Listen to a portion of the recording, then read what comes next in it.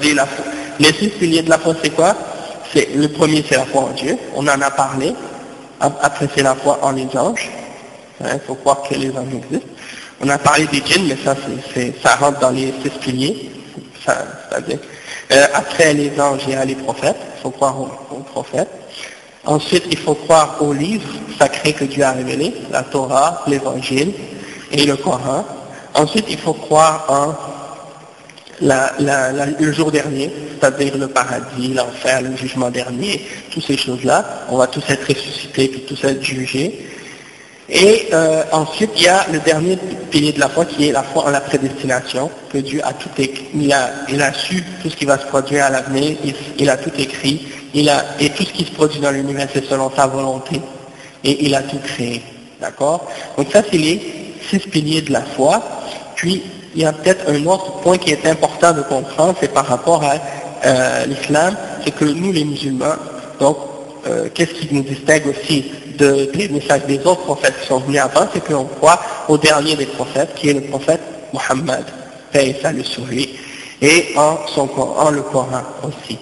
Et pour vous expliquer un petit peu qui était le prophète, sallallahu alayhi wa sallam, c'est que le prophète Mohammed sallallahu alayhi wa sallam est un des descendants d'Abraham, par son fils Ismaël, qui vivait dans la région de l'Arabie.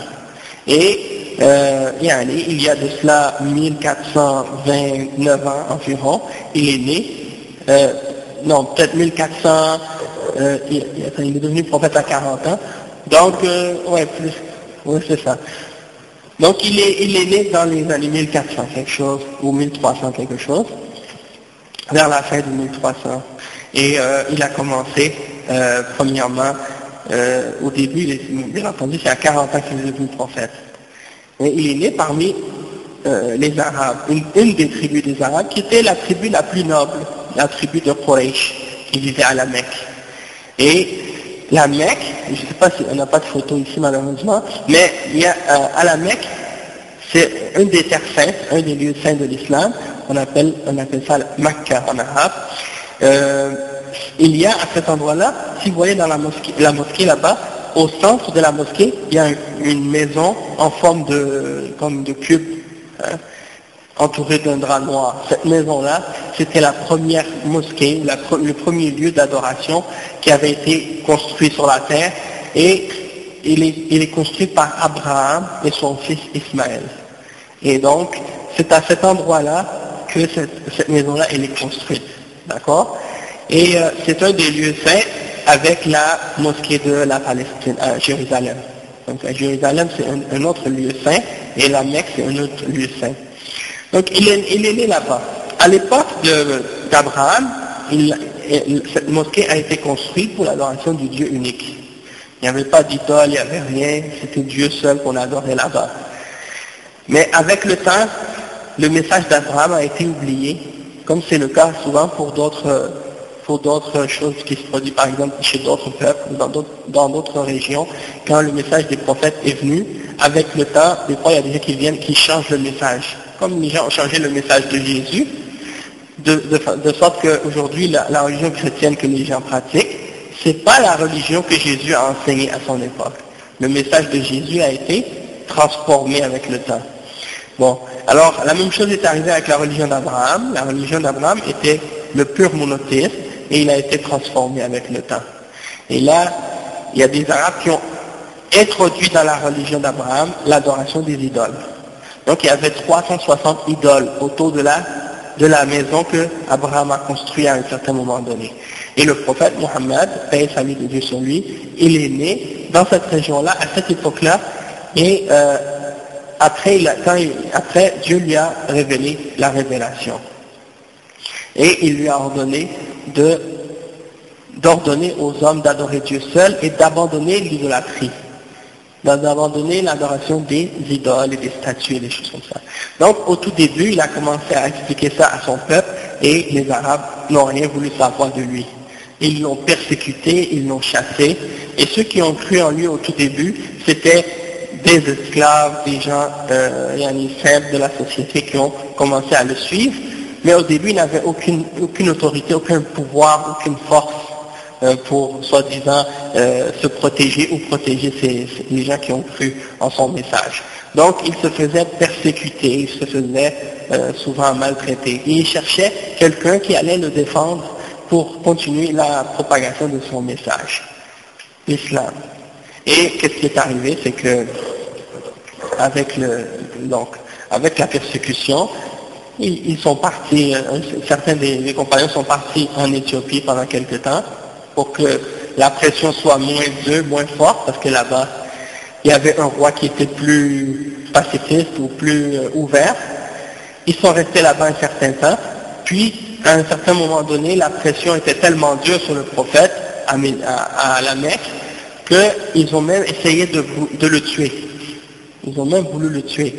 Alors, là, Dieu a ordonné au prophète Mohammed sallallahu alayhi wa sallam de quitter la Mecque et d'aller à une autre ville, qui est la ville de Médine.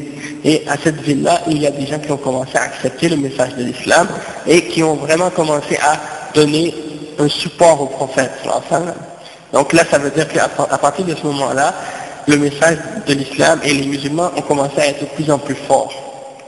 Et là, il est arrivé beaucoup de choses par la suite. Des gens ont commencé à rentrer dans l'islam de plus en plus. Et jusqu'à ce que, par la suite, le prophète sallallahu alayhi wa sallam est retourné à la Mecque avec une armée. Et il est rentré à la Mecque. Et qu'est-ce qu'il a fait? Il a détruit toutes les idoles qui étaient autour de la Kaaba. Il les a détruites toutes, une par une, avec un bâton. Et il récitait les paroles que Dieu lui a révélées en faisant ça. La vérité est venue, le faux s'en est allé. Certes, ce qui s'en va, c'est le faux. Hein. Donc il a détruit toutes ces 360 idoles qui étaient autour. Hein.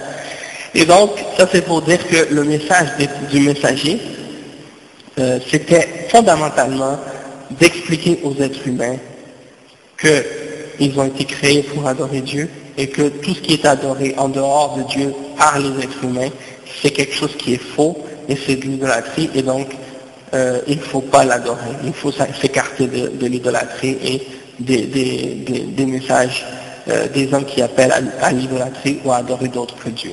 Donc, qu'est-ce que je vous ai expliqué là? C'est un petit résumé, hein, parce que en fait, le message du prophète sallallahu alayhi wa sallam, il a duré 13 ans à la Mecque, après qu'il soit devenu prophète, et 10 ans à Médine.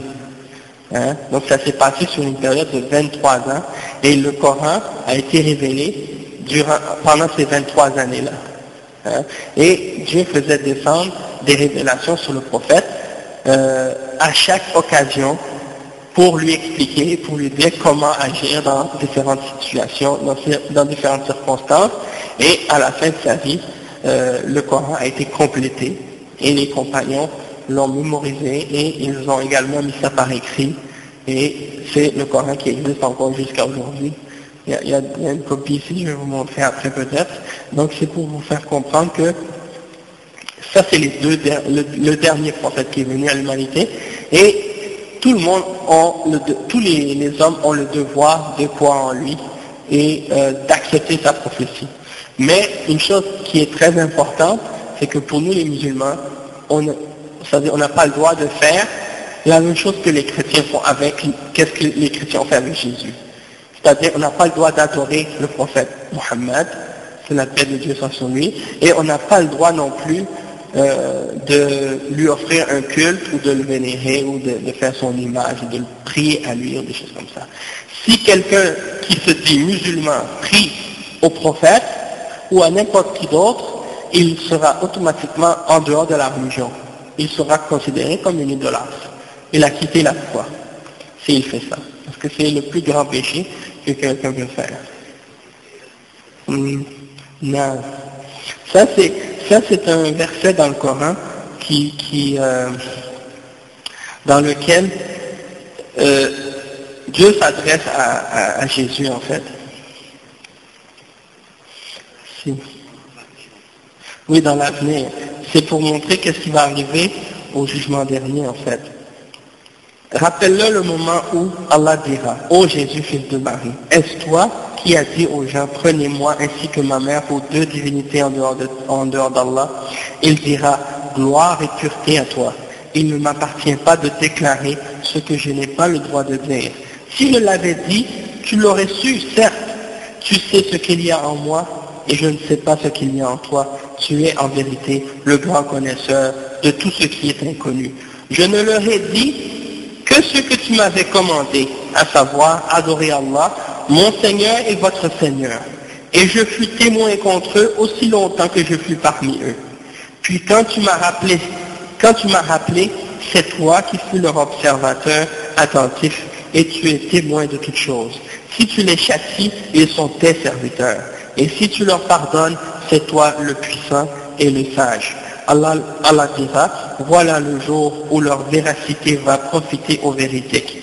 Ils auront des jardins sous lesquels coulent les ruisseaux pour y demeurer éternellement.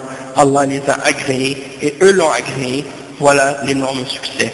À Allah seul appartient le royaume des cieux, de la terre et de ce qu'il renferme, et il a le pouvoir sur toutes choses. Donc ça c'est pour rappeler au 116 dans Surat Al-Ma'ida jusqu'à 120, 116 à 120. Donc c'est pour dire que Jésus se désavoue des hommes qui l'ont adoré lui et sa mère. Hein? Et il a dit, moi j'ai jamais dit aux hommes de m'adorer moi ou d'adorer ma mère. Hein? Si je l'aurais dit, tu l'aurais su. Il dit à Dieu, si je l'aurais dit, tu l'aurais su, tu sais ce qu'il y a en moi, mais moi je ne sais pas ce qu'il y a en toi. Donc c'est pour faire comprendre que Jésus lui-même, il n'a jamais prétendu être Dieu, ou n'a jamais dit aux hommes, adorez-moi. Hein? Et même dans la Bible, il y a plein de versets qui montrent que Jésus c'est une créature de Dieu. Hein? Et que c'est un prophète envoyé de Dieu. Regardez quand par exemple Jésus dit qu'il était dans le désert, dans le Nouveau Testament c'est écrit que Jésus était dans le désert, le diable est venu le tenter. Est-ce que le diable vient voir Dieu puis il veut le tenter? Tenter Dieu, le créateur de l'univers, des cieux et de la terre? Bien sûr qu'il ne peut pas faire ça. Parce que Dieu est tout puissant, c'est lui qui a créé le diable. Et Dieu est capable de détruire le diable s'il veut. Oui, souvent il dit ça. Mais regarde comme il faut ce verset, ce passage-là. Le diable vient voir Jésus et il dit, regarde cette ville. Si tu te prosternes à moi, je vais te donner tout ça. À qui appartient la terre et les cieux? À Dieu.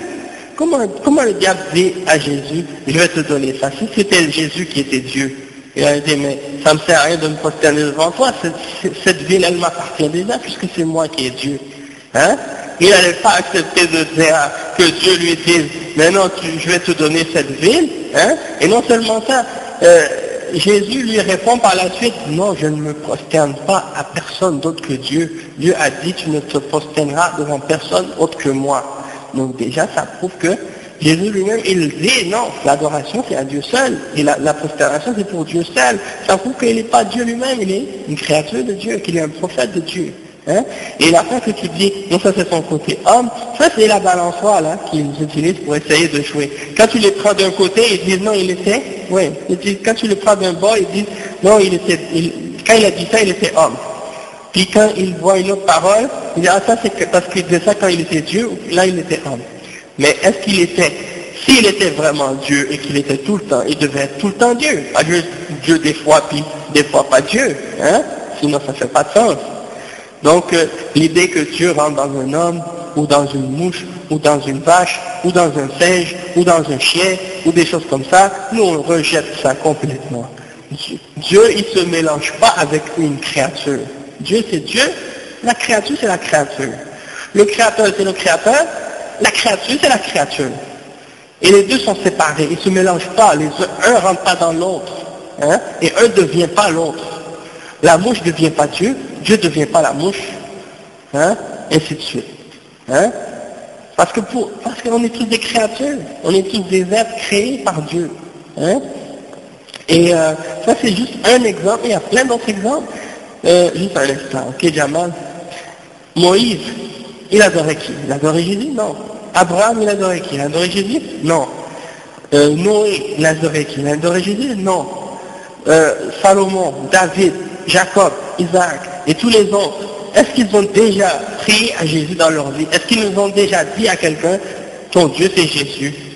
Jésus disait lui-même, le Dieu mon Dieu est le Dieu de mes pères, Abraham et Jacob et Moïse et Isaac et tout. Donc ça veut dire le Dieu de Jésus, c'est le même Dieu que le Dieu de Moïse, c'est le même Dieu que le Dieu d'Abraham,